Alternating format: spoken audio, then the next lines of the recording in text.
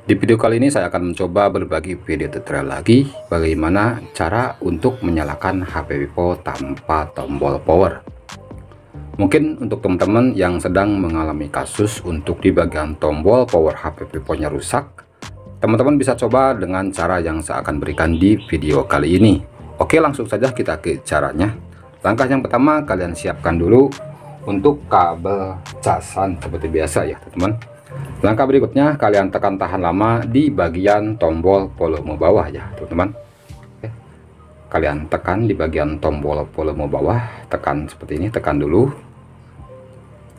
kemudian kita masukkan untuk casannya seperti ini. Kita masukkan, tunggu sebentar. Oke, sudah keluar untuk logo Vivo-nya. Di sini kita tahan saja seperti ini.